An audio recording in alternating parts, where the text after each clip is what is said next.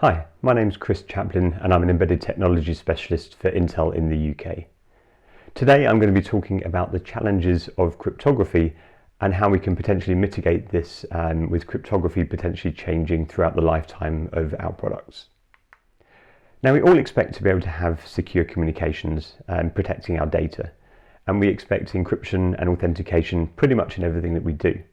So for example, in the domestic environment, we can expect our banking information to be secure, our personal information to remain secret as we transit across the internet, and our location information to be secure as well. But there's other areas for sure. So for example, in an industrial environment, the connected factory, safety systems, they all require authentication and potentially encryption in order to ensure that the systems are robust and safe. In a medical environment, you can imagine connected medical equipment needing to transit information securely and secrecy being maintained, as well as the secrecy of things such as medical reports, which we would all like to remain confidential. And as well, in the automotive environment, as another example, encryption and authentication are going to become more and more important, especially with the connected car. Now, the way a lot of modern cryptography works is using something called a one-way function. So a one-way function is something that is pretty straightforward on a computer to perform in one direction, but pretty much impossible to do in the opposite direction. So let's take this as an example. Let's have P and Q, which are large prime numbers that we calculate. So we take those large prime numbers after calculating them and we keep those secret. Those are our secret keys.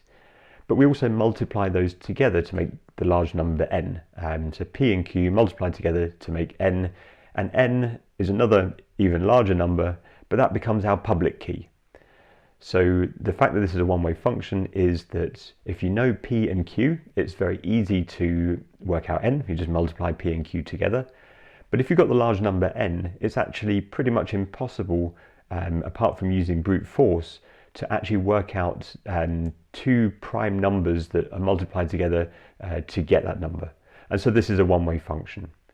Now, the public key infrastructure that RSA have developed, this uses this kind of one-way function with prime numbers. There are other techniques. So for example, you may have heard of ECDSA, the elliptic curve signature authentication system, and this uses an alternative technique using curves. But one-way functions are very important when it comes to cryptography using public keys. Now, when RSA put together the RSA system, they also created a challenge to see if it's possible to break these keys. Now, what they did was offered cash prizes from 1991 through to 2007. And as you can see on the table here, they created a number of public keys from 100 decimal digits all the way up to 617, so RSA 2048. And then they would offer a cash prize for the first person that could factorize that number, work out the prime numbers, and hence give the private keys back to RSA.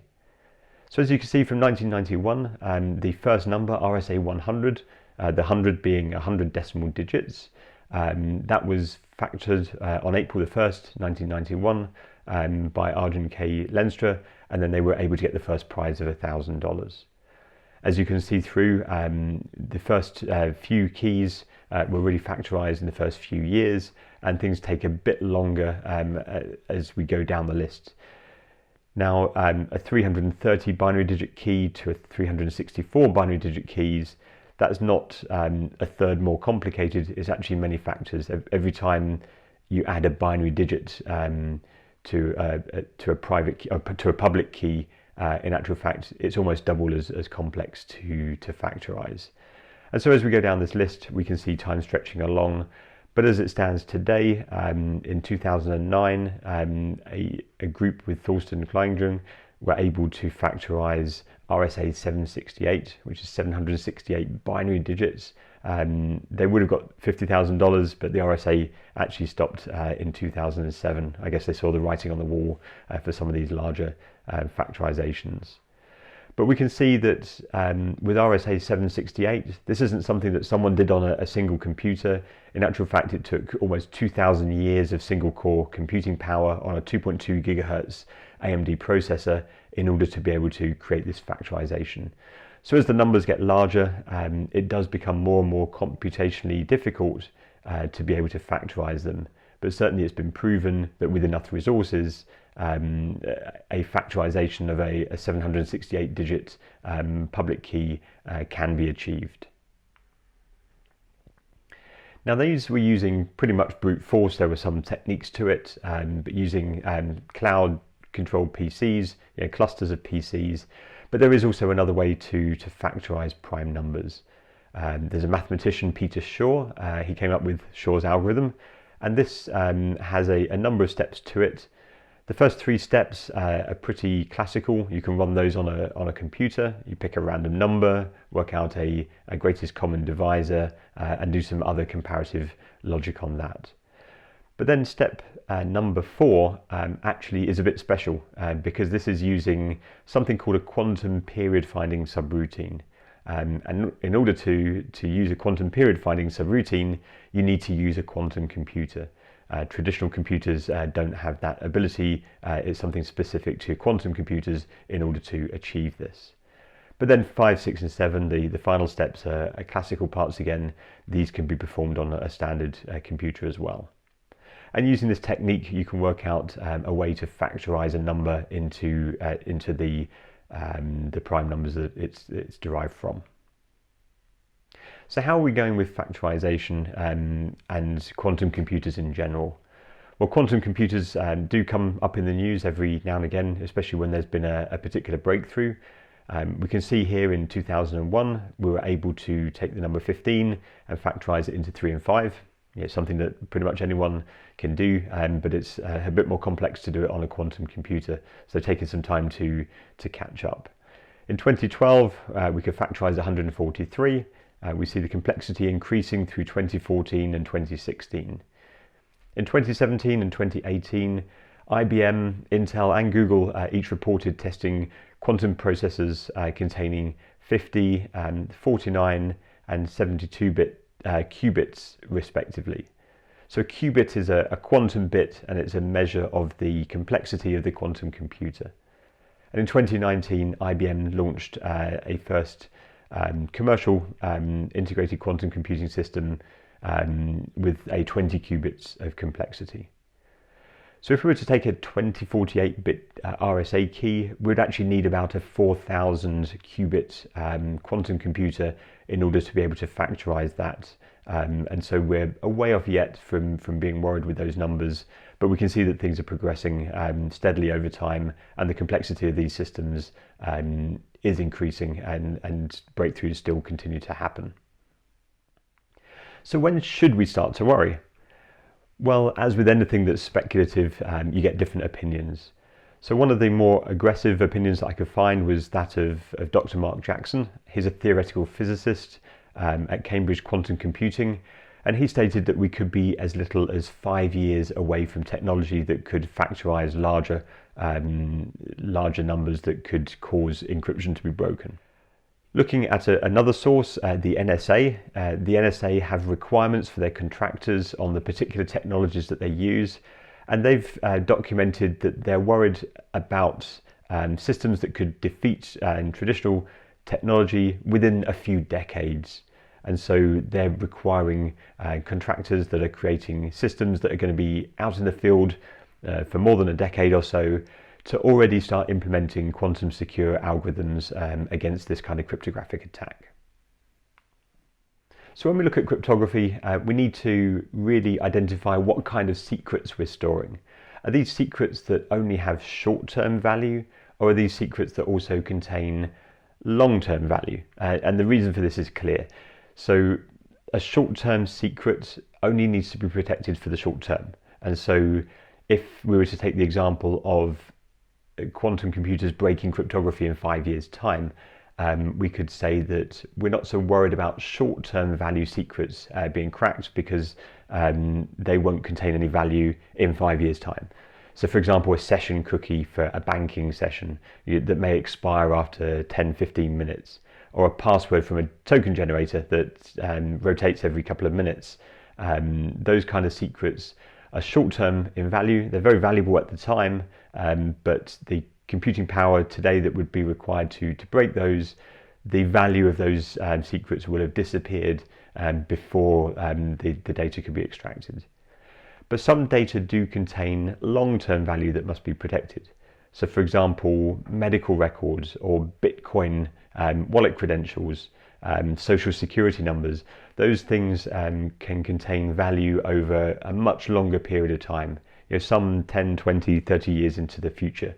And so this data must be looked at far more carefully in order to protect it for the long term. So how seriously should we take the threat of quantum computing? People have been worried about quantum computing for some time, but we're not quite at the stage yet that we can see really there being a threat today. Well, what I've done is I've created a bit of a graph to show the levels of certainty that we might have.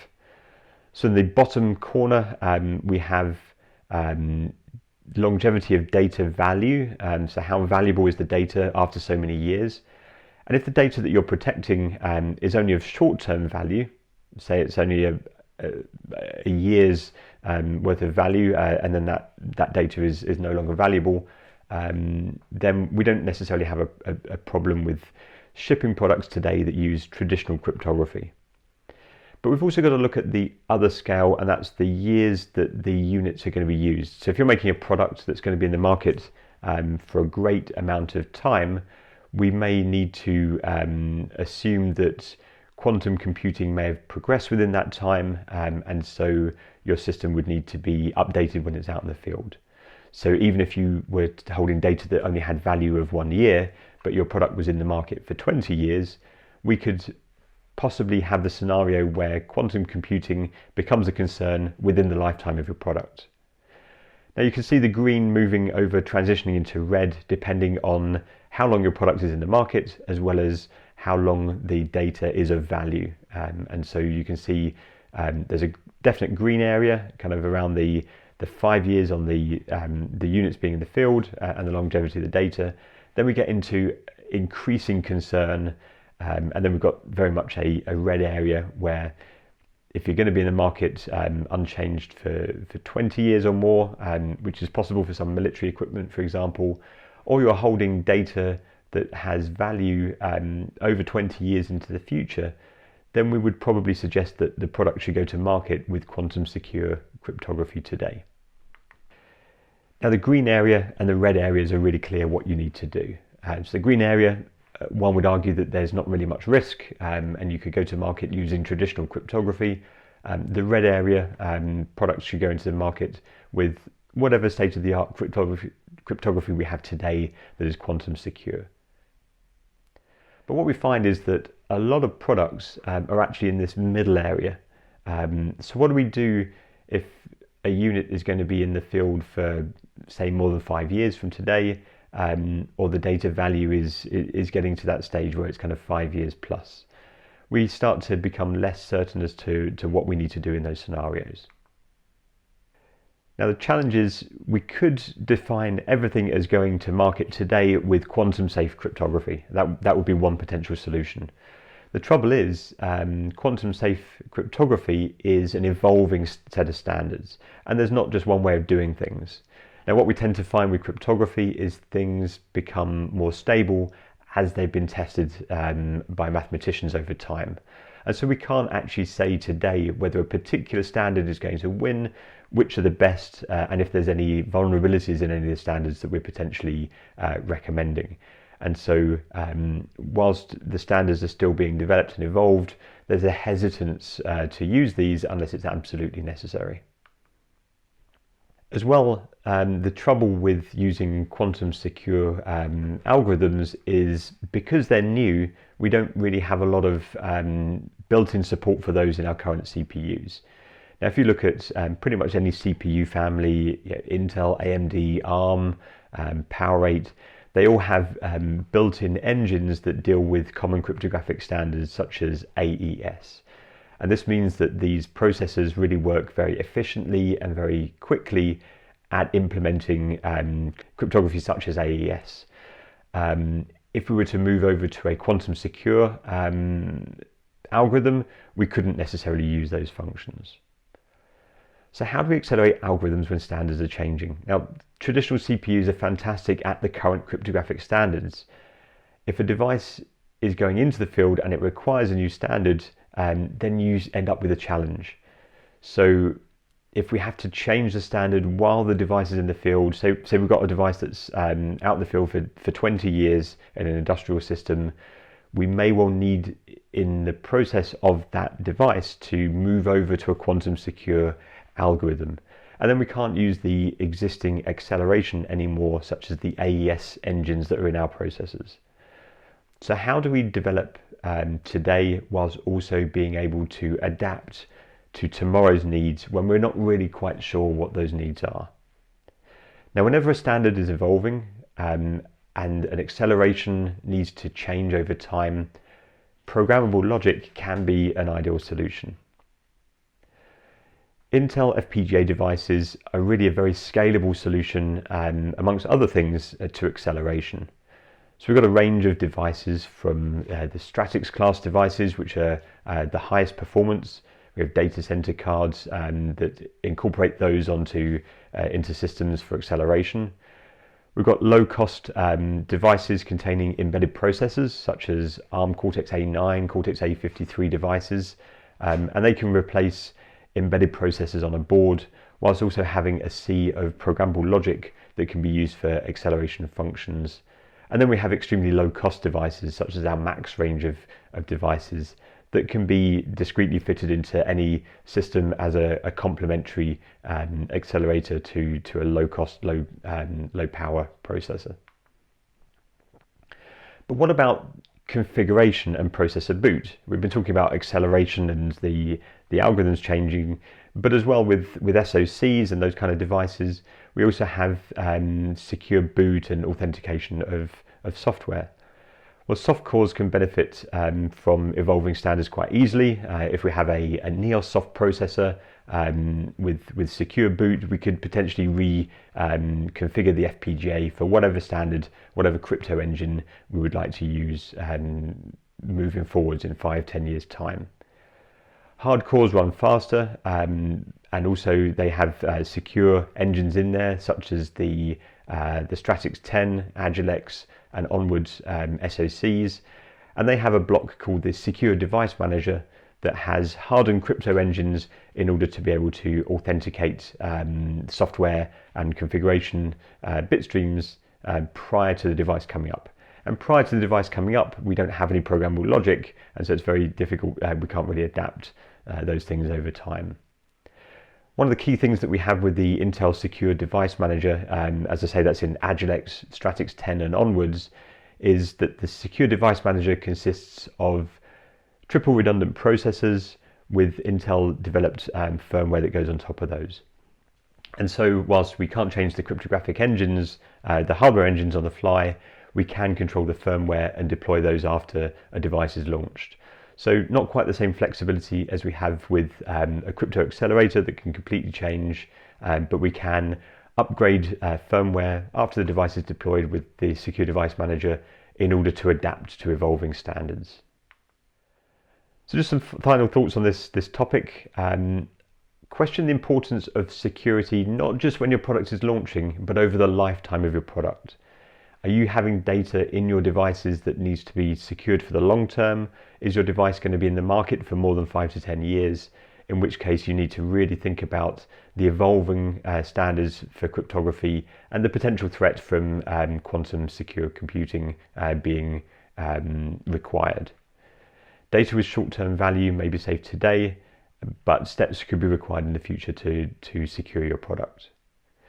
By integrating a programmable logic device from Intel, we can help you go to market today using traditional cryptography, using the tried and tested cryptographically secure technology today.